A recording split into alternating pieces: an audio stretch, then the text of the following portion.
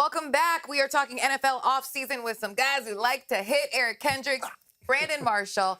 Do your eyes get big when you're playing a rookie quarterback?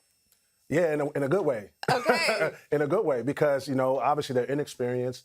They're like deer in the headlights. So it's like, oh, we're going to take advantage of them. And all, Eric knows, throughout the entire week, the D coordinator's preparing for that. We're throwing different blitzes at them, different coverages. We're, disguising different things. Safety is rolling here. Linebackers, doing this. So absolutely, you do it in a good way. My first year in Denver, I was on practice squad.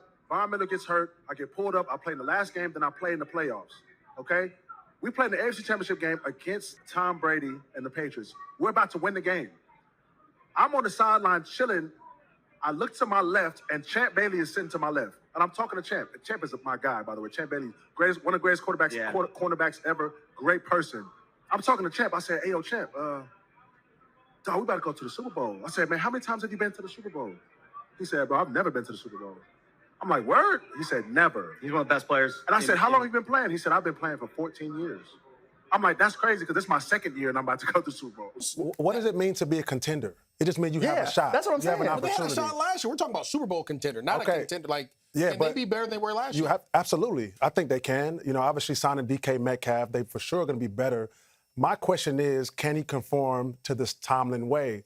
Tomlin's coined phrase is the standard is the standard. So I don't think he's going to be having that, oh, he's gone in OTAs or he's gone in training camp. So I think that's the biggest question. I think it's a franchise thing. It's a culture thing, right? When's the last Jets winning season? Right? It was 2015. All right? That was the last winning season. But at the same time, no matter who you put in New York, it's just a culture thing. It's similar to the Raiders for the most part, even though they got championships. Yeah, they do. They got championships. Yeah. So it's almost like if you put him, right, you put him in a different situation, I can for sure see them flourishing just based off the infrastructure that is the Pittsburgh Steelers. And make no mistake about it, man. Russell Wilson is a Hall of Fame quarterback, right? Pro Bowler, Super Bowl champion. So he can learn a lot about winning, learn about a lot about composure, but also Russell Wilson has had turmoil in his career, right?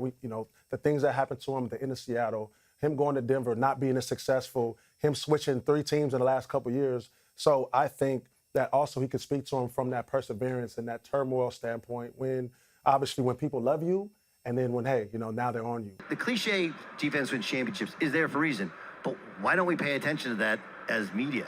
Well, because it's not the flashy, right? What the flash is the offense, the touchdowns, the quarterback, the receivers, right? That's the flash, and that's what sells tickets.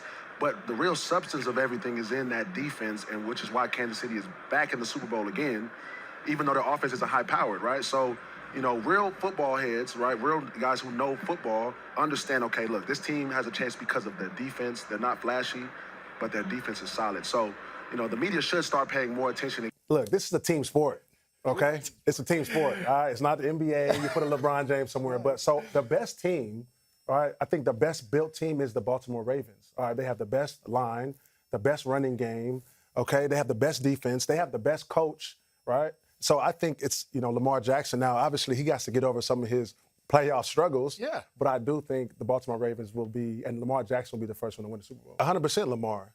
Just as Eric coined, it's the zone read, it's the quarterback power, it's I drop back, nobody's open, and I take off for 80, because he is very elusive as well, right? So Lamar Jackson, and I thought he should have been MVP last year. No question. I thought he should have been MVP, just 46-5 or whatever he had. Right. His accuracy, he stepped his game up. Lamar Jackson is a problem. I'm waiting for him to take that next step. And obviously, man, we have to give some credit to Andy Reid. Sure. One of the GOAT coaches that we don't really give enough credit for, in my opinion. He's done a great job with a lot of quarterbacks. So the work he's done with Patrick Mahomes, man, it's been fantastic. And Patrick Mahomes, he's that great, man. How do you go against him? It's culture. It's coaching. We had a better head coach, right? We had a better culture. Obviously, you had Peyton Manning, right? You have to throw that in there. But when I'm talking about the culture, what it felt like to win, everybody was just for each other. That was the best locker room I've ever been in, to be honest with you. Everybody liked each other.